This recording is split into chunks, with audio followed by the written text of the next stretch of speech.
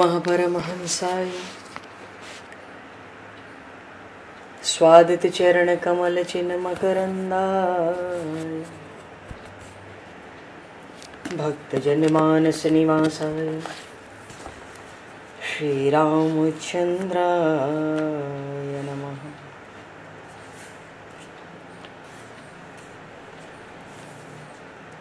वंदे विदेहतनया पदपुंडरीकम् केशौरसौरभसमाहत योगिचेत्तम् हन्तुं प्रतापमनिशं मुनिहंससेव्यं सन्मानशालिपरिपीत परागपुञ्जम्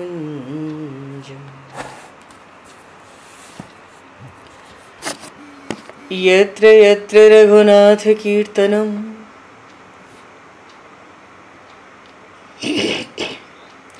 तत्र तत्र कृतमस्तकाञ्जलिं बाष्पवारि परिपूर्णलोचनं मारुतं नमत राक्षसान्तकम् कुन्द इंदुसमदेह उमारमण करुणायन जाहिदीन परनेह करहु कृपा मर्दन मयन।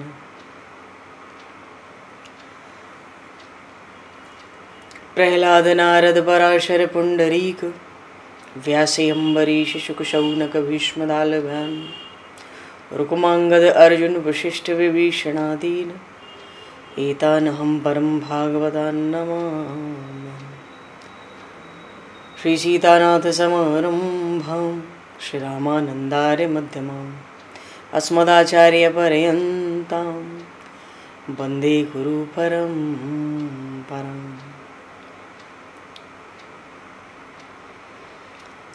वर्णानामर्थ संज्ञानां रसानां छन्दसामपि मंगलानां च कर्तारो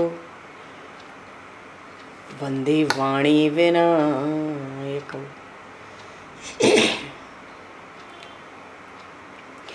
नान्यायस्पृहा रघुपते हृदये स्मदीये सत्यं वदामि च भवानखिलान्तरात्मा भक्तिं प्रयक्ष रघुपुङ्गवनर्भारां मे कामादिदोषरहितं कुरु मानसं च।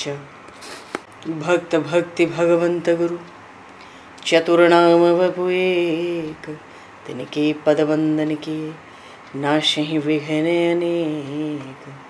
बंधु तुलसी के चरण जिनकी न्यो जग काज कल समुद्र घोरत लगो प्रगट्यो सप्त जहां। श्री गुरु चरण सरोज रज निज मन मुकुर सुधार वर्णो रघुवर विमल यश जोदायक फलचार। हरिशरणम। श्री राम जय राम जय जय राम।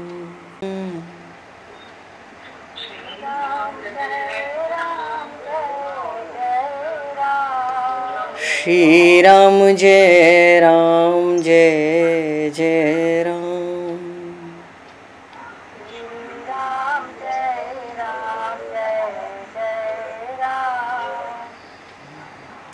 जय सिया राम जय जय हनुमान।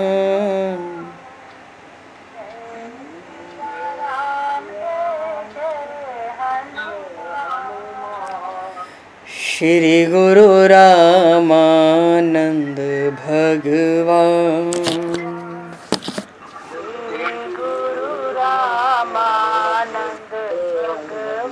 श्री गुरु रामानंद भगवान।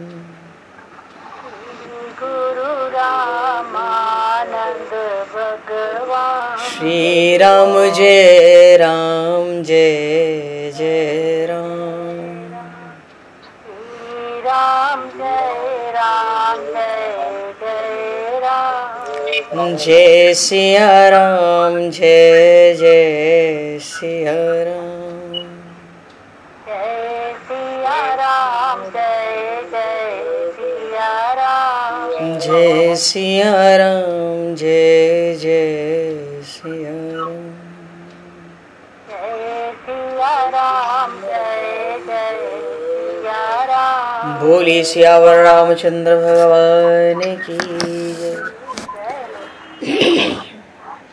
संपूर्ण राम दरबार की जय। श्री अवध मिथिला धाम की जय। श्री बांके बिहारी लाल की जय। 84 कोस ब्रज मंडल धाम की जय। श्री रामचरितमानस जी महाराज की जय। श्रीमन्नाम महाराज की जय। श्री पंडरीनाथ भगवान की जय। कली पावन अवतार गोस्वामी तुलसीदास जी महाराज की जय। सब संतन की जय, सब भक्तन की जय, समस्त वैष्णवन की जय, समस्त पूर्वाचार्य चरणन की जय, समस्त संप्रदाचार्यन की जय। श्री सद्गुरुदेव भगवान की जय। गंगा मैया की जय, जमुना मैया की जय, सरजू मैया की जय, गौ माता की जय, तुलसी माता की जय, पृथ्वी माता की जय, एकादशी महारानी की जय। जय जय श्री सीताराम, जय जय श्री राधेश्याम। नमः पार्वती पते हर हर महादेव। हरि शरणम। अनंत कोटि ब्रह्मांड नायक सर्वेश्वर पूर्ण परात्पर ब्रह्म असंख्य कल्याण गुणगणलय भक्तवांक्षा कल्पतरु शरणागत वत्सल भक्त वत्सल दीनबंधु दया सिंधु श्री कौशल्या आनंद वर्धन श्री दशरथ नंदन श्री जानकी कंठभूषण भगवान श्री सीताराम जी महाराज की असीम कृपा करुणा से श्री हनुमान जी महाराज की परम पावन भावमयी सन्निधि में महापुरुषों की भावमयी उपस्थिति में एवं आप सभी श्रद्धालु भक्त वैष्णवों की मंगल सन्निधि में मानव जीवन का सर्वोत्कृष्ट फल भगवत गुणगान भगवत कथा का आनंद हम सभी श्री राम कथा के माध्यम से प्राप्त करने जा रहे हैं। सर्वप्रथम आप सभी भक्त जनों के श्री चरणों में भगवत भाव से सादर वंदन सादर नमन। आप सभी को यथा योग्य जय सिया राम, जय जय श्री राधे, हरि श्री राम, जय श्री राम।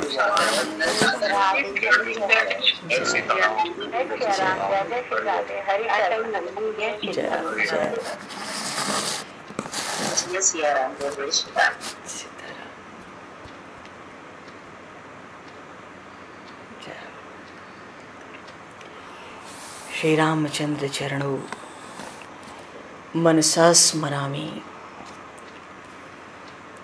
श्री रामचंद्र चरणों वचसा गृणामि।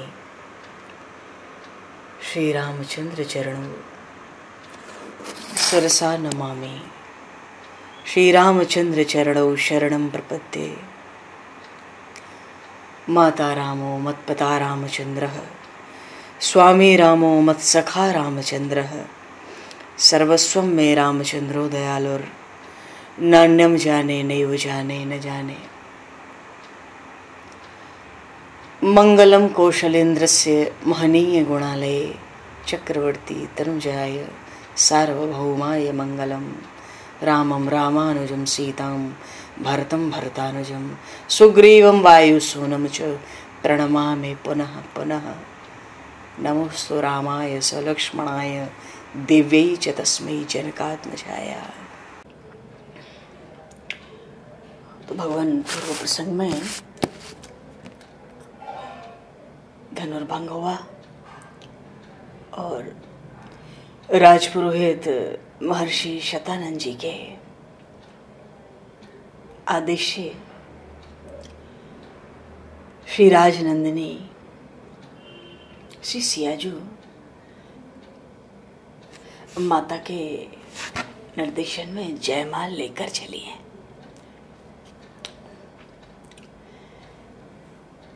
और श्री शिवाजू पधारी है तो पूरे रामचरित्र में यहीं पर उनकी सौंदर्य का वर्णन गोस्वामी जी ने भी करना चाहे। वैसे भी ये बड़ा आवश्यक स्थान है, राज समाज है। राज सदन नहीं है, राजभवन नहीं है, और श्री सीता स्वयंवर में सब पधारे हैं।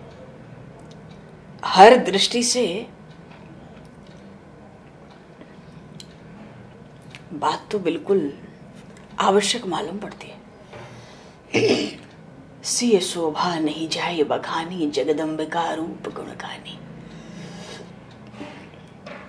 उन श्री जनक नंदिनी जगत जननी, उन पर ब्रह्म परमात्मा की पराशक्ति, उनके सौंदर्य का वर्णन कौन सी जिह्वा कर ही सकती है? क्योंकि समस्त रूप, समस्त सौंदर्य, समस्त गुण वहीं से प्रकट होते हैं। ब्रह्म तो निष्क्रिय है, क्रिया शक्ति तो पराशक्ति पर ही है। गोस्वामी जी ने भी बड़ी उपमा खोजी। क्या उपमा देकर श्री जनक नंदिनी की शोभा का, सौंदर्य का गान किया जाए? तो जितनी भी उपमाएं हैं सब तो कवियों ने जूठी करके रखी हैं। अब प्राकृत स्त्रियों की या नारियों का क्या नाम लेना है? और वैसे भी कोई उपमा लेकर श्री जनक नंदिनी, उंधरा नंदिनी के सौंदर्य का कोई वर्णन करना चाहे तो वो वाणी थोड़ी है, तो कुवाणी हो जाएगी। जो पटतरी तीय समसिया, जग असी जुबती कहाँ कमनिया। विश्व सृष्टि में ऐसी कोई स्त्री, कोई नारी है ही नहीं, कहां से उपमा ली जाए दूसरी? और देवलोकों को जाएं तो गिरा मुखर तर्ण अरध भवानी, रति अति दुखित अतनुपति जानी। विष बारुणी बंधि प्रिय जेही, कहिए रमासम किम वैदेही। इनका सौंदर्य उन शारदा, उन सरस्वती की उपमा लेकर दिया जाए, या माता भगवती पार्वती की उपमा ली जाए, या उन रति की उपमा ली जाए, या उन क्षीर सागर से प्रकट होने वाली उन रमा, उन लक्ष्मी जी की सहायता ली जाए वैदेही के सौंदर्य का गुणगान करने में, तो भगवान शिव कथा सुनाते माता पार्वती को। अब थोड़ा तो संकट उन पर भी आया। विषय ही ऐसा है, भगवती पार्वती बगल में विराजमान है, पातिव्रत धर्म में प्रधान है। अब उनके मुख पर श्री जनक नंदिनी का सौंदर्य कैसे कहें कि भाई तुम पर भी सौंदर्य नहीं है, ऐसा कुछ भी, तुम्हारी भी उपमा। उपमा का अर्थ होता है सहारा लेना, बस किसी के निमित्त, किसी के ब्याज से, किसी के बहाने से जो शोभा है उसको गाना, लेकिन वो जरा सा कुछ निमित्त भी तो मिले उन वैदेही के सौंदर्य का गुणगान। तो गिरा मुखर, भगवान शिव माता पार्वती से कहते हैं गिरा मुखर तन अर्ध भवानी। इन सरस्वती को क्या, उनकी उन वैदेही की सौंदर्य के आगे इनकी भी क्या उपमा लें? ये तो बहुत बोलती हैं। अब वैसे भी सारे शास्त्र इन्हीं के कहे हुए हैं। और परिवार भी देखो आगे पीछे, ब्रह्मा जी 4 मुख, भगवान शिव 5 मुख, कार्तिकेय स्वामी 6 मुख। बहुत, कितना भी सौंदर्य हो, दिन रात कोई बोले ही तो कितना सुंदर कहलाएगा? सुंदर तो नहीं कहलाएगा। गिरा मुखर, ये जो वाणी की देवी, अधिष्ठात्री देवी है, ये बड़ी मुखर, बड़ी बाचाली है मानो, ये भगवान शिव कह रहे। और तन अर्ध भवानी, बड़ी कुशलता से, बड़ी निपुणता से भगवान शिव ने संभाल लिया। तन अर्ध भवानी, हे भवानी तुम भी अधूरी हो, तुम्हारा भी कहाँ आश्रय, कोई निमित्त तुमको बनाया जाए। अरे सुंदरता मर जाद भवानी, क्या कह रहे हो? मानो माँ पार्वती को लगता हमारा कोई सौंदर्य ही नहीं है, हमारे सौंदर्य के आश्रय से भी वैदेही का सौंदर्य नहीं कह सकते, नहीं कह सकते। क्यों? तन अर्ध भवान, तुम तो अधूरी हो। अधूरी हो और क्या? अर्धनारीश्वर मैं हूं, आदि तुम हो, आदि मैं हूं। तो आधे शरीर का क्या सौंदर्य है? कहां वैदेही का सौंदर्य, उन जनक नंदिनी, धरानंदिनी का, और कहां तुम्हारा आधा शरीर? तो गिरा मुखर तन अरद भवानी। एक बात है, भगवान माता पार्वती को बड़ा युक्ति भी बड़ी अच्छी लगी, क्योंकि तन अरद भवानी कह के ये तो कह दिया ना कि हाँ, ये तो बात तय हो गई कि हाँ शिव जी के श्री चरणों में मेरा अनन्य प्रेम है, ये तो पुष्ट हो गई। वैदेही की उपमा हो चाहे ना हो। और रति अति दुखित अतनुपति जाए, और रति पे तो शरीर, पति का शरीर ही नहीं है, अनंग, उस कामदेव का नाम ही हो गया अनंग। जब से भगवान शिव ने उसको भस्म किया, वो तो उसी में दुखी है। और विश्वारुणी बंद प्रिय जेही कहिए रमासम किमि वैदेही। वो क्षीर सागर में श्रीमन नारायण के साथ विराजने वाली वो लक्ष्मी, वो रमा, कहिए रमासम किम वैदेही। उन लक्ष्मी का भी आश्रय लेकर उन वैदेही का सौंदर्य वर्णन किया नहीं जा सकता। समुद्र मंथन से तो प्रकट भई है, खारा समुद्र, तो खारे समुद्र से जो आवे, और विष भी वहीं से प्रकट हुआ, मदिरा भी वहीं से प्रकट हुई। कहिए रमासम की में वैदेही, और ये तो वैदेही है देहाभिमान से रहित जीवन मुक्त की कन्या है, और बाकी तो सब देहाभिमानी है। तो लेश मात्र निमित्त तो बनता ही नहीं है श्री जनक नंदिनी के सौंदर्य के ऊपर। समस्त रूप और गुण, रूप गुण खानी सब वहीं से प्रकट हुए। समस्त सौंदर्य रूप की खान है, समस्त गुणों की खान है। जिसके पास जो रूप जो गुण जहां भी जिस अंश में है, वो सब इन वैदेही से ही प्रकट हुआ है। तभी तो कहते हैं जासी अंश उपजहि गुण खानी अगणित लक्ष्मी उमा ब्रह्माणी। जिसके रोम रोम पे लाखों करोड़ों लक्ष्मी पार्वती और सरस्वती और सावित्री प्रकट हैं, उनका किसी का आश्रय लेकर उन वैदेही के सौंदर्य का गान करना तो बड़ी छोटी बात है। कहिए रमासम की में वैदेही, पर भाई उपमा तो देनी पड़ेगी ना। जो छवि सुधा पयो निधि होई परम रूप में कच्छप सोई। शोभा रजु मंदर सिंगारू मथे पानी पंकज निज मारू। एह विधि उपजय लक्ष्य जब सुंदर था सुख मूल। तदपि सकोच समेत कवि कहीं है सिय सिमतूल। बोले वो लक्ष्मी तो क्षीर समुद्र से प्रकट हुई है। अगर वैदेही को प्रकट होना तो उस क्षीर दूध के समुद्र की जगह सौंदर्य के अमृत का समुद्र होना चाहिए। पहली बात,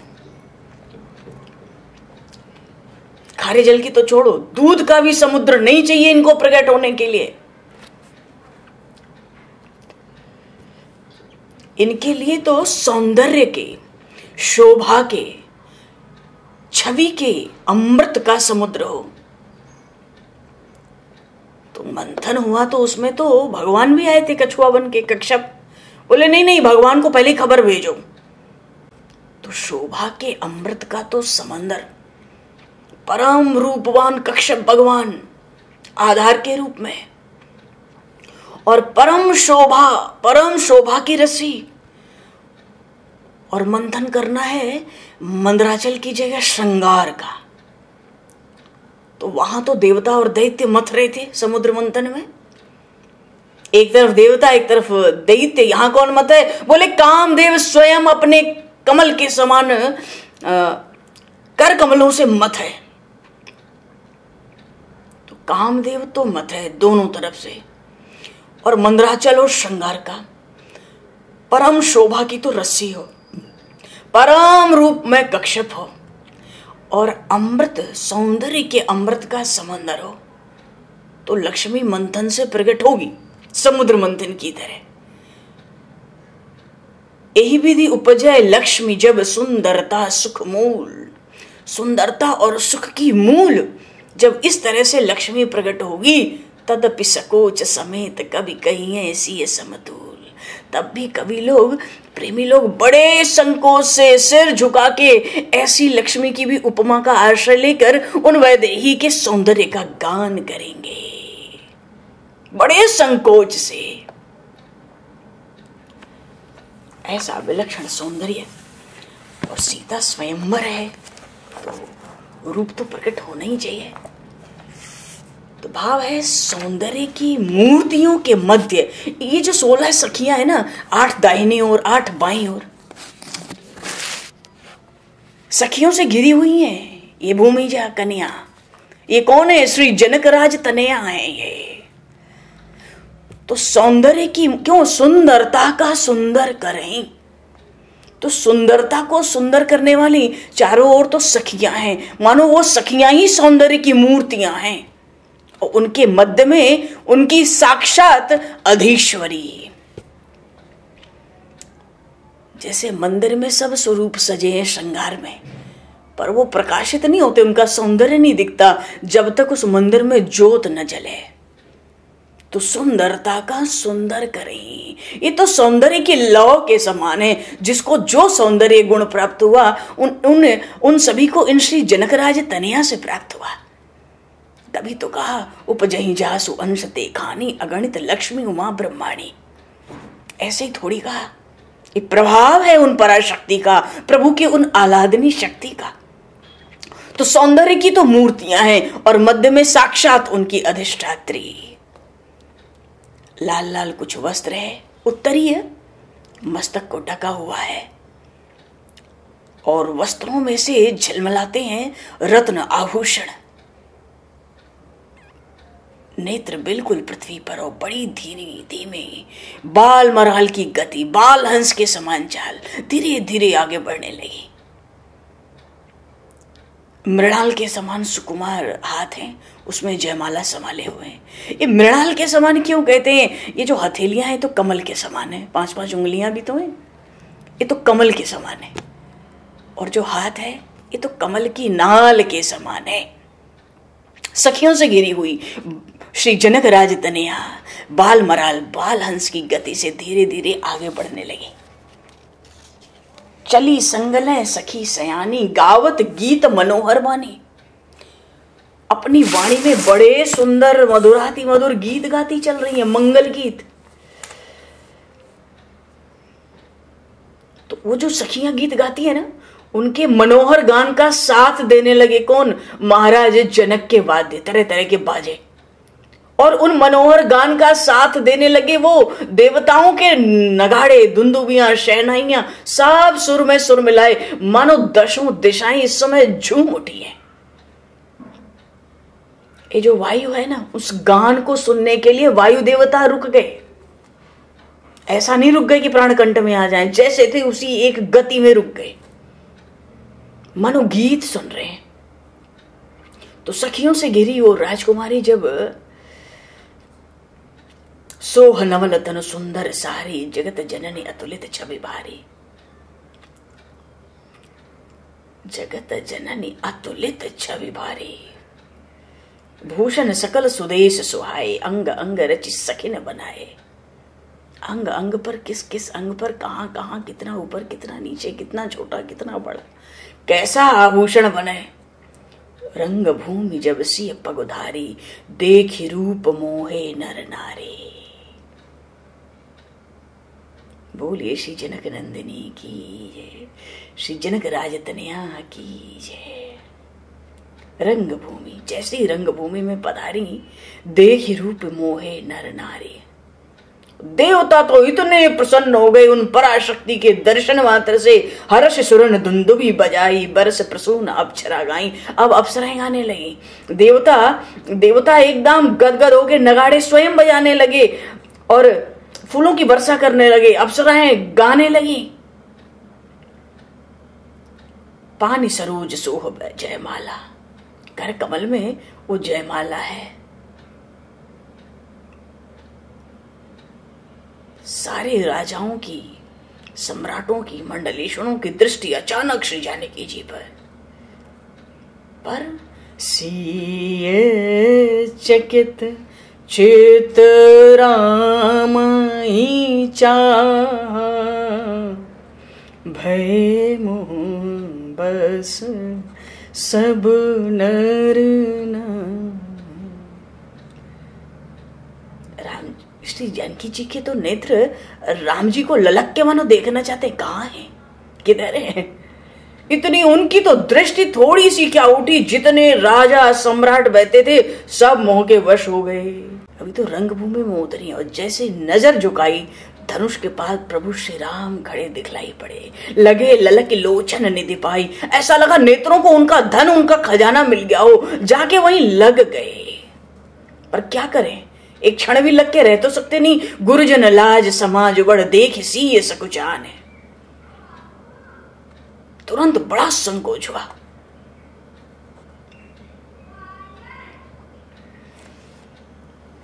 राम रूप और उसी छवि देखे, नर नारिन परिहरे निमेशे। सब उस सभा में बिल्कुल अपलक हो चुके हैं। पलक गिरने का वहां काम ही नहीं है। अरे परमात्मा का दर्शन करने वाला सामान्य मनुष्य तो हो नहीं सकता, साधारण है। और जीव जब परमात्मा का दर्शन करता हो उस समय पलकों को बाधा देना भी तो नहीं चाहिए। बरस ही सुमन रंग बहुमाला, गाँव ही किन्नर गीत रसाला। रही भुवन जय जय भर बानी, धनुष भंग दुनि जात न जाने। तो संग में ये सखियां बड़ी चतुर है। ये केवल श्रृंगार ही नहीं करती, ये तो सलाह भी देती हैं, उलाहना भी देती हैं, व्यंग भी करती हैं, सावधान भी करती हैं। संग सखी सुंदर चतुर, गाँव ही मंगलचार। और गवनी बाल मराल गति, सुषमा अंग अपार। अंग अंग पर अपार सुषमा। अरे सुषमा कहते हैं शोभा के घर को। शोभा का घर कहने का अर्थ है एक एक अंग पर ऐसा सौंदर्य, ऐसी शोभा, मानो वहां ताला लग गया, वहां से जरा भी सौंदर्य बाहर निकलने वाला नहीं है। मानो ब्रह्मांड की अंग अंग की शोभा ने वहां घर कर लिया हो। तो सखिन मध्य से सोहति कैसे, छविगन मध्य महाछवि जैसे। क्योंकि वही सुंदरता का सुंदर करें।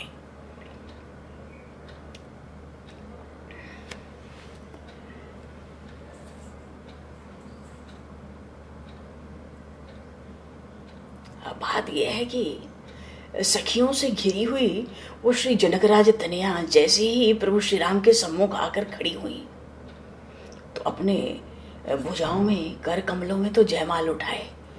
उस शोभा का कोई वर्णन नहीं हो सकता था उस राज सजन में, उस राज समाज में कोई वर्णन। और प्रभु श्री राम का विग्रह तो सहज ही ऊंचा है। यद्यपि ये जो श्री जनकराज तनया है ये भी लंबी है, पतली है, पर उनके कर कमल कहां इतना उठ पाते। और फिर संकोचवश भुजाएं भी तो पूरी उठाई जा नहीं सकती। तन सकोच मन परम उछाहु, जाई समीप राम छवि देखी। चतुर सखी लखी कहा बुझाई, पहिरावहु जयमाल सुहाई। चतुर सखियों ने बुझाई, बुझाई का अर्थ है स्पष्ट नहीं कहा, इशारा किया। चतुर सखी लखी कहा बुझाई, पहिरावहु जयमाल सुहाई। जितनी सौभाग्यवती स्त्रियां हैं साथ में स्वर्ण के थाल में दूध दही रोली भर भर के आरती सजाती हुई गाती हुई चलती है ना, सबकी आरती सजी हुई है, गान हो रहा है, मंगल गान। तो श्री जानकी जी के कर कमल में जयमाला ऐसी सुशोभित हो रही है, उनको सखियां सिखाती हैं इशारे से। क्यों? प्रभु श्री राम सामने खड़े हैं, श्री रामचंद्र जी को जयमाला पहना दो। देखो जनकपुर में तो सभी लोग मन में बड़े प्रसन्न हैं। जो झरोखे बने थे सब तरफ, वहां आकर झांकती हुई रानियां भी बड़ी शोभा पा रही हैं इस समय। मानो ऐसा लग रहा है, अरे क्या क्या उपमा दी जाए, ऐसा विलक्षण। और पूरी मिथिला नगरी में मनोहर नगाड़े बज रहे हैं, आकाश में दुंदुभियां बज रही हैं, देवांगनाएं विमानों पर चढ़ चढ़ कर गा गा कर नृत्य कर रही हैं, तीनों लोकों में जय जयकार छाई हुई है।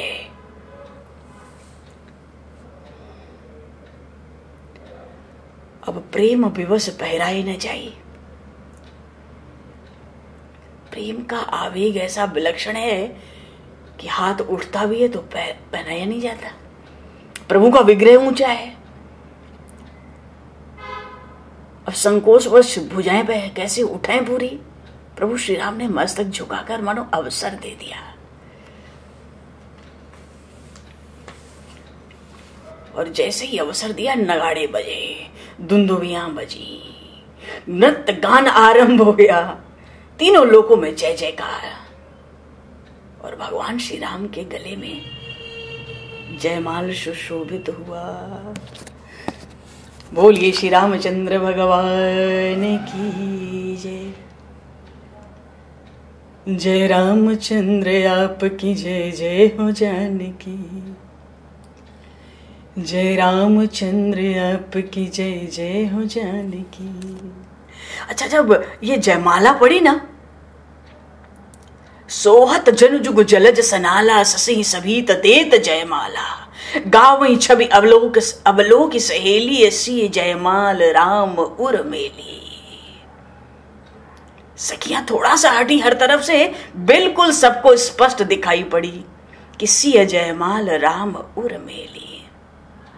तो रघुवर उर जयमाल, देख देव बरसहि सुमन। ये जयमाल तो तीनों लोकों की विजय पताका भी है ना।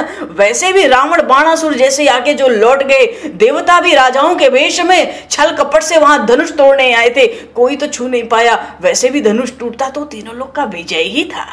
जनक जी महाराज घोषणा नहीं करते तो भी वो विजय ही थी। प्रभु के वत्सस्थल में वो उनकी जैसे ही जयमाल पहना है, पहले तो प्रभु के ग्रीवा में पड़ी।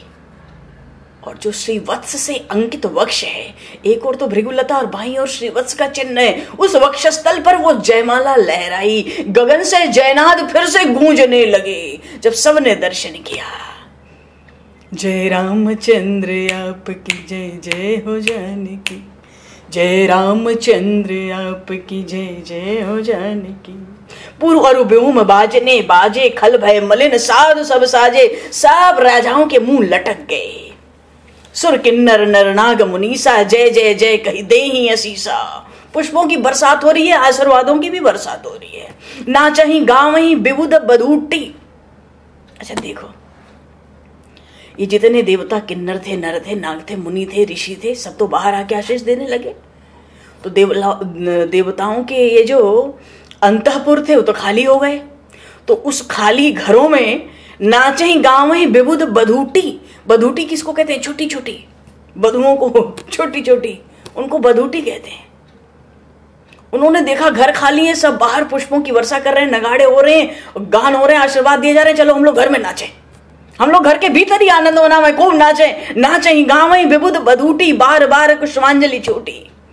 और यहाँ मिथिला में तो जहां तहां विप्रवेद धुनि करही, बंदी विरदावली उच्चरही। सूद मागध बंदी जन पौराणिक सब आके वंश की विरदावली, वंश का वर्णन करने लगे। मानो पृथ्वी हो चाहे पाताल हो चाहे स्वर्ग हो, सब जगह बात फैल गई, सब जगह उत्साह भर गया। राम बरियसी भंजहु चापा। देखो, प्रतिज्ञा में था कि श्री जानकी वर्ण करेंगी जो धनुष तोड़ेगा। बात आई कितने रहस्य की, राम बरियसी भंजहु चापा। भैया सुख उसका ज्यादा है जो इतना परिश्रम किया है। धनुष तोड़ने के लिए तो बहुत लोग परिश्रम किए थे। और बस यहीं से गोस्वामी जी ने राम जी को एक कदम ऊपर चढ़ा दिया। राम बरियसी भंजहु चापा। धनुष भंग करके प्रभु श्री राम ने श्री जानकी जी का वर्ण किया। करही आरती पुर नर नारी, देहि निछावर वित्त बिसारी। अब तो सब आरती करने लगे। आरती तो थाल सजी ही थी। सखियों के पास 16 सखियां साथ में है। जय रामचंद्र आपकी जय जय हो जानकी। सब करने लगे आरती दशरथ कुमार की। सब करने लगे आरती दशरथ कुमार की। जय रामचंद्र आपकी जय जय हो जानकी। जय रामचंद्र आपकी जय जय हो जानकी। सब करने लगे आरती दशरथ कुमार की। सब करने लगे आरती दशरथ कुमार की। आरती हुई, देह निछावर वित्त बिसारी। कितनी संपत्ति, कितना धन है, सब भूल जाओ, सब लुटा दो। सब न्यौछावर होने लगा। और सोहत सिय राम कै जोरी, छब श्रृंगार मनहु एक ठोरी। एक तो सौंदर्य है, परम सौंदर्य, एक परम श्रृंगार।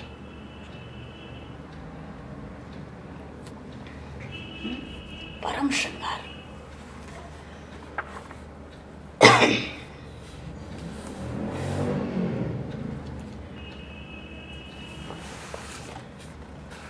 सोहत सिय राम कै जोरी।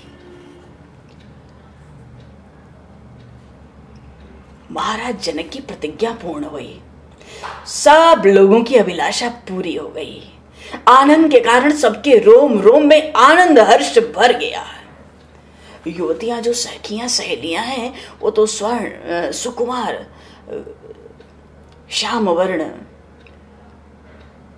उन प्रभु श्री राम की छवि को देख देख के तृण तोड़कर मनाती हैं कि ये जोड़ी जुग जुग जीवित रहे। अरे श्री जानकी जी तो जगत की माता हैं और कल्याण स्वरूप भगवान श्री राम तो जगत के पिता हैं। अनेकों विवाह देखे गए, वेद पुराण भी सुने, श्रेष्ठ साधु पुरुषों से और अन्य भी, कहीं भी स्त्री पुरुषों की परीक्षा कर लो, ऐसी जोड़ी नहीं है। न भगवान श्री रामचंद्र के समान दूल्हा और न श्री जनक नंदिनी के समान दुल्हन। देखो ये शारदा, माता सरस्वती, ब्रह्मा, माता पार्वती, शिवजी, शेष जी, गणेश जी सब कहते हैं, और चिरंजीव ये जो लोमस जी हैं, काक भुसुंडी जी हैं, सब साक्षी देते हैं। और नारद जी ने तो कहीं किसी से कभी कोई पर्दा किया ही नहीं, और किसी उनके समान तो स्त्री और पुरुषों को देखकर ही समस्त लक्षण बता देने वाला दूसरा कोई है भी नहीं। उन्होंने भी 14 भुवन 3 लोक के समस्त स्त्री पुरुषों को देखकर यही कहा कि संसार में एक श्री राम और जानकी ही, इनकी ही जोड़ी जगमगा रही है। इनसे बढ़कर और कौन है, कौन हो सकता है। अरे वहां तो स्वयं लक्ष्मी जी, स्वयं श्रीमन नारायण और ये जो तत्तज्ञ श्री हनुमान जी महाराज हैं, इन्होंने भी कहा जानकी जी के समान स्त्री नहीं, भगवान श्री राम के समान पुरुष नहीं। सोहत सिय राम कै जोरी, छब श्रृंगार मनहु एक ठोरी। छब श्रृंगार मनहु एक ठोरी।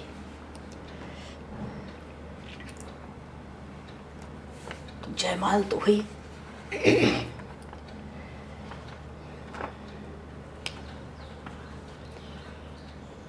भगवान के अच्छा जब जयमाल हो गई तो जितने विद्वान ब्राह्मण हैं प्रसन्न होकर प्रेम पूर्वक अपने अपने वेद पाठों का, वेदों का भी योग क्षेम में जो आशीर्वाद है वो देने लगे। और दयामय भगवान श्री सीतापति प्रभु श्री राम का जो दर्शन है, जो रूप है, भक्तों ने तो, प्रेमियों ने तो मिथिला नगरी के सबने हृदय में भर लिया। एक सखी तो वहीं खड़ी होकर कहती है, अरे सखी तनिक नेत्रों का लाभ तो ले ले। क्यों, हम इतनी पास आ गई हैं, बिल्कुल आमने सामने दर्शन कर रही हैं, तनिक अपने नेत्रों का लाभ तो ले। ये सांवरे कुंवर बड़े ही सुंदर है, अरे तनिक इनको आदर पूर्वक देख तो ले। देखना ये महादेव जी का धनुष तोड़कर घुटनों के नीचे तक अपनी बाहु लटकाए खड़े हैं, और गले में मनोहर जयमाल सुशोभित है, सभी को आनंद दे रही है। इनको तो बड़े हृदय से प्रेम के साथ देख, नख से शिखा तक प्रत्येक अंग यथा योग्य रूप से सुशोभित है। इनको तो देखकर अपने पुण्य, भगवान श्री सीताराम के रूप और विधाता की बुद्धि की सराहना करनी पड़ेगी आज। मन तो प्रसन्न है तो सुंदर मुखारविंद, सुंदर जो मुखमंडल है उसकी भी शोभा अत्यंत उत्साह से कैसी प्रकट होती है।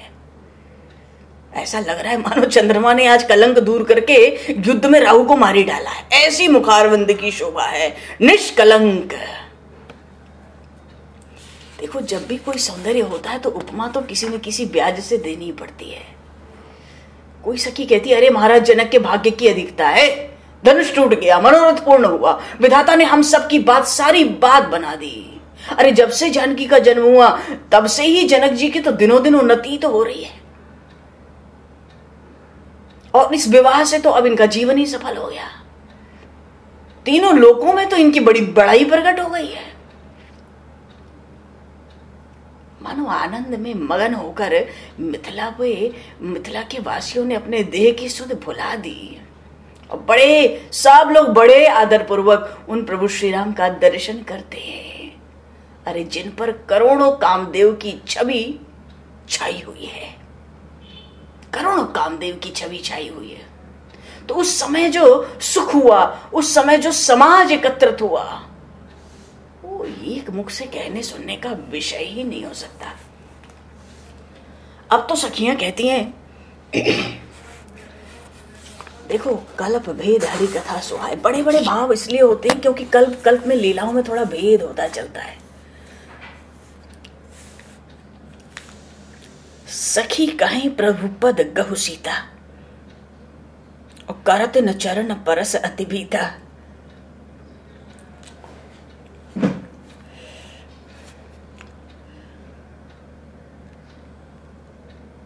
अच्छा, कहीं कहीं प्रसंग आया कि वो श्री जनक राज तनया, वो राजनंदिनी एक क्षण में ही वहां से लौट आई, चरण स्पर्श नहीं किया, ये भी प्रसंग आया। और प्रभु श्री राम भी मुड़े और आकर महर्षि के चरणों में मस्तक झुकाया। विश्वामित्र जी महाराज ने उनको हृदय से लगाया। लक्ष्मण जी ने उठकर अपने उन महान अंग्रेज के चरणों में प्रणाम किया। प्रभु श्री राम ने उनको भुजाओं में भर लिया, हृदय से लगाया। और राजनंदिनी भी जाकर सखियों के मध्य बैठ गई। जब बैठी ना, तो उनकी जो अनुजा है ना, उर्मिला जी, वो तो कहती हैं आनंद में, जीजी तुम तो अपनी धुन में रहती हो, कोई कुछ कहे सुनती नहीं हो। श्री जनकनंदिनी व्याकुल हो गई, क्यों? मैंने कब तेरी नहीं सुनी। चौंक कर देखती है, क्या कहती है ये? जमाला पिरा के आई जब बैठी तब, और तुम तो अपनी धुन में रहती हो। चौंक कर देखा, अरे मैंने कब तेरी नहीं सुनी। तो उर्मिला जी कहती हैं श्री किशोरी जी से कि सखियां तो वहां कितना कह रही थी कि चरण स्पर्श करो, चरण स्पर्श करो।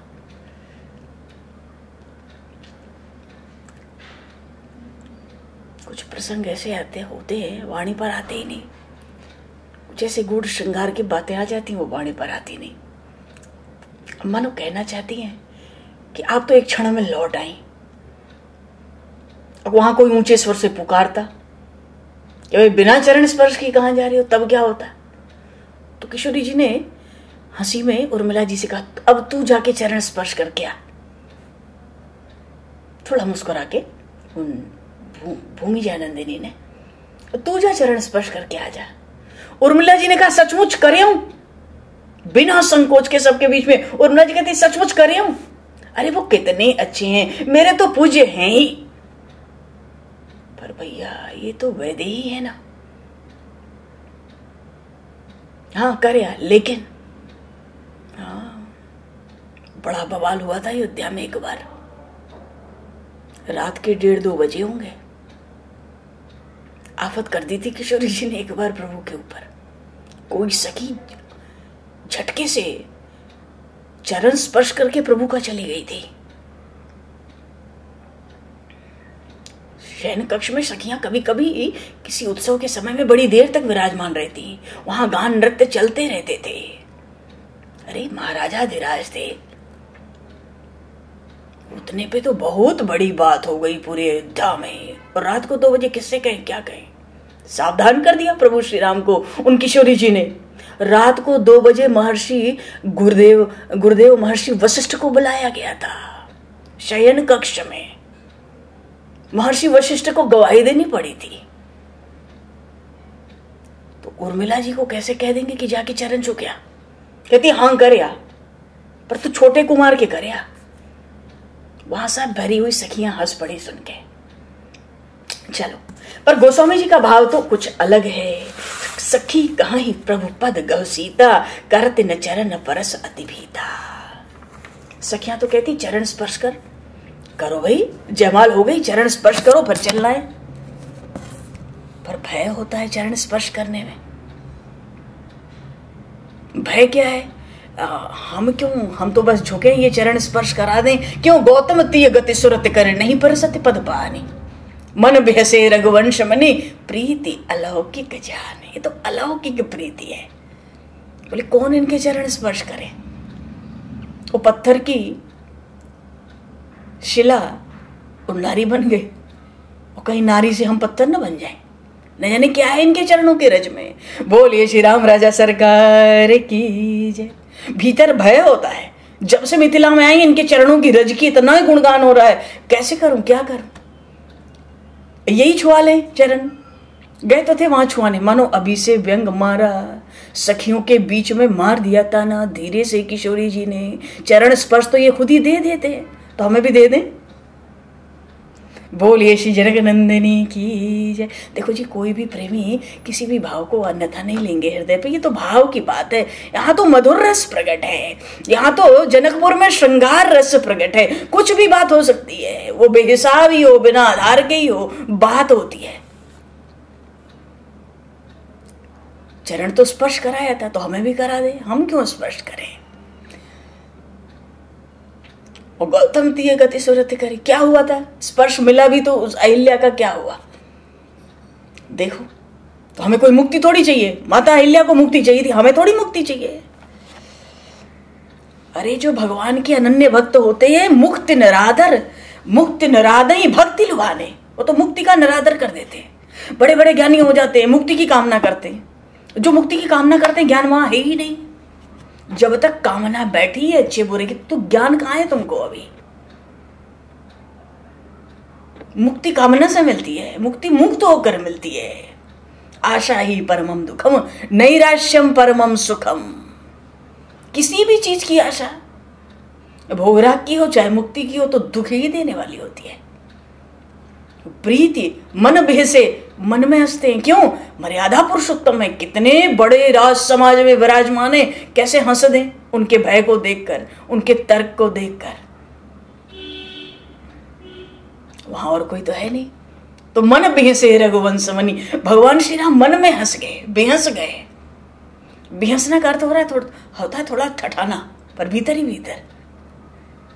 मन बेहसे रघुवंश मनी, प्रीति अलौकिक जान। हाँ, इनके मन में विचार आया होगा कि एक तो उनको स्पर्श दे दिया, चरण रज का स्पर्श कराया, खुद कराया, अभी से बात शुरू हो गई, खुद कराया। और दूसरे उनको मुक्ति मिली, मुझे मुक्ति थोड़ी चाहिए। अरे ये तो प्रेम का बंधन है, मुक्ति थोड़ी चाहिए। ये तो अलौकिक प्रीति है, ये तो अलौकिक प्रेम का रंग है। चलो जैसे तैसे चरण स्पर्श हुआ। तो जैसे ही चरण स्पर्श हुआ, जितने राजा बैठे थे सब बौखला गए। कूर कपूत मूड मन माखे, माखे का अर्थ होता चिढ़ गए सब, भीतर ही भीतर सब चिढ़ गए और खड़े हो गए। एक एक करके कवच अपना धारण करने लगे, अस्त्र शस्त्र उठाने लगे, और जहां तहां गाल बजावन लागे। गाल भी बजा रहे हैं, शर्म आ नहीं रही है। राज समाज में लज्जा भी लज्जित कर दे, माने शर्म को भी शर्मिंदा कर दे। जहां बल दिखाना था वहां तो नाक कटा के बैठे हैं, मुंह काला करके, सिर उठाया नहीं जाता ऊपर, इतनी सी शोभा बची है। और अब जैसे ही श्री किशोरी जी ने चरण स्पर्श किया, ये सब दुष्ट जितने कूर कपटी थे ना भीतर से, ये मूर्ख, ये जड़, सब मन में चिढ़ गए और तैयार हो गए युद्ध लड़ने के लिए। मानो जहां तहां गाल बजावन लागे। कोई कहता है उन दुष्टों में, अरे श्री सिया जी को छुड़ा लो, हटाओ यहां से, छुड़ाओ, और इन दोनों बालकों को पकड़ लो, बांधो, धरी बांधो उन बालक दो। इन मूर्खों को देखो, ये तो गाल नहीं बजा रहे तो क्या कर रहे हैं। लक्ष्मण जी का स्वरूप भूल गया, 2 बार डपट चुके हैं सबको लक्ष्मण जी महाराज। कहते ले छुड़ाई सीएस क्या को, कहता श्री जानकी को छुड़ाओ, हटाओ वहां से, इन दोनों को बांधो। धनुष तोड़ने से बात नहीं बनेगी। हमारे जीते जी इन जनक नंदिनी को कोई वर्ण नहीं कर सकता। इन मूर्खों को देखो, जीवत हम ही कुंवरी को बरई, हम जब तक जी रहे इनका वर्ण कोई कैसे कर लेगा। और अगर ये जनक इन दोनों बालकों की, अगर बालक तो थे नन्हे बालक, उस राजसभा में जैसे लोग आए थे और विराजमान थे, विद्यमान थे, उन लोगों के आगे तो नन्हे बालक थे, केवल बालक नहीं थे। वो कहते हैं अगर ये विदेह राज जनक, ये राजा जनक अगर कोई सहायता करे तो जीता हूं समर सहित दो भाई, उसको भी बांध लो, इनसे युद्ध करो, इन तीनों से। लगे गाल बजाने। तो जो बड़े साधु राजा थे मनोविवेकी थे, ज्ञानी थे। उनकी बात सुनकर बोले, अच्छा उनकी बात सब सुन रहे हैं, ऐसा नहीं कि वही सुन रहे हैं, वो तो दहाड़ने लगे पूरे राज समाज में। वो तो कहते राज समाज ही लाज लजानी, तुम लोग को लज्जा नहीं आती। आज तो लज्जा भी लज्जित हो गई, पर तुम लोग को लज्जा नहीं आती, गाल बजा रहे हो। जब धनुष तोड़ने का समय था तो वहां जाकर तिल के बराबर हिला नहीं पाए, शर्म आती नहीं तुम लोग को। तुम लोग का बल प्रताप वीरता बड़ाई जो था ना, वो जो ये पिनाक है ना, इस पिनाक के साथ तुम लोग की नाक चली गई, तुम लोग की नाक भी चली गई पिनाक के साथ। तो अब अपना बल प्रताप वीरता मत बढ़ाओ, अब मत बढ़ाओ, अब मत सुनाओ। और इतना बल था तो क्या धनुष तोड़ने के समय छिपा के रखे थे? क्या कर रहे थे? इतना बल प्रताप वीरता थी तो धनुष तोड़ने जब गए थे तो छिपा रखा था। अरे तुम लोग की ऐसी बुद्धि है, तभी तो विधाता ने तुम लोग के मुंह पे कालिख पोत दी। तुम लोग की बुद्धि ऐसी थी इसीलिए। अरे मूर्खों, जो बुद्धिमान विवेकी राजा कहते अरे मूर्खों, देखो राम ही नयन भरी तजी ईर्षा मद को। इन राम जी को नेत्र भर भर के देख लो, जीवन का फल पालो। ये ईर्षा, ये अहंकार और ये क्रोध, भीतर की अशांति जलन, ये सब त्याग दो। और नहीं त्यागोगे तो बैठे हैं लखन लाल, लखन रोष पावक प्रबल, जन सलभ जन होए। ये तो लखन लाल बैठे, एक बार देखेंगे ना तो ही भस्म हो जाओगे। वैसे भी शेष ना गए, कारणातीत महाशेष। बोलिए श्री लखन लाल जी महाराज की जय। ये जो धनुष तोड़ना था तो तुम लोगों ने अपनी बल वीरता प्रताप छिपा कर रखे थे। अब राम जी का दर्शन करो, जीवन का लाभ लो, और नहीं तो लखन लाल यहीं बैठे हैं। उनका तो एक क्रोध की दृष्टि पड़ेगी ना तो जैसे आग में फतिंगे आके अपने आप सहज भस्म होते हैं, तुम लोग भस्म होने के लिए तैयार रहो, बिल्कुल तैयार बैठो। अरे आज राजसभा में इस समय तो ऐसी भगदड़ मच गई, और उसी क्षण शतानंद जी का इशारा पाके सखियां तुरंत श्री जी को लेके भीतर। वहां तो यह हालत हुई जैसे गरुण का भाग कौआ चाहे, सिंह का भाग, सिंह के भोजन का हिस्सा खरगोश चाहे। मानो जैसे अकारण ही बात बात पर क्रोध करने वाला अपना कुशल चाहे, और कोई भगवान शिव का तो द्रोही और सारी संपत्ति, सब संपदा, सब कुछ अपने ही हिस्से में चाह ले। ये कभी होता है क्या? होने का है क्या? श्री किशोरी जी की उपमा दी गोस्वामी जी ने, तो भाव तो यही है कि ऐसी न तो लक्ष्मी ऐसे समुद्र से प्रकट होंगी, कितना भी जतन कर लो, मानो उन वैदेही के समान कभी कोई हो नहीं सकता। उनकी उपमा सृष्टि में, ब्रह्मांड में कहीं है नहीं। अब भगवान के चरणों से कोई विमुख हो और सदगति चाहे, परम गति चाहे, भगवत धाम चाहे, वो साधु जो विवेकी राजा लोग हैं वो कहते हैं ऐसा ही तुम लोग का लालच है इस समय। मूर्खों, जब कोलाहल हुआ, सखियां भी भगी वहां से, तो राम जी तो बड़े स्वभाव से गुरु जी के पास चले। क्यों? क्योंकि छोटों की बातों पर ध्यान नहीं देना चाहिए, दृष्टि नहीं करना चाहिए। और छोटों को जब बात छोटी होती है तो व्यक्ति छोटा हो जाता है, व्यक्ति छोटा हो जाए तो सबको मुंह भी नहीं लगाना चाहिए। राम जी तो अपने मर्यादा पुरुषोत्तम में चल दिए गुरु जी के पास धीरे से। सखियां श्री जानकी जी को उधर ले गई रनिवास की ओर, और राम जी तो राम स्वभाव चले गुरु पाही, सी स्नेह बरनत मन माही। वहां कुछ भी कोलाहल हो रहा हो, पर श्री जानकी जी का जो स्नेह है, प्रेम है, उसका हृदय में स्मरण कर रहे हैं। सी स्नेह तो बरनत मन माही, चले गए गुरु जी के पास। माता सुनैना तो सोचती हैं कि हे भगवान, हे विधाता, सब बात बन गई, अब तुम क्या चाहते हो? अब तुम क्या चाहते हो? बोलिए श्री भक्त वत्सल भगवान की जय, सियावर रामचंद्र भगवान की जय। भैया समय को दृष्टिगत करते हुए विधाता क्या चाहते हैं आगे के प्रसंग में जैसी प्रभु की प्रेरणा होगी, समय को दृष्टिगत करते हुए दो पल नाम बोलकर वाणी को विराम दिया जाएगा। जय हो प्रभु, जय हो। जय रामचंद्र आपकी जय, जय हो जानकी।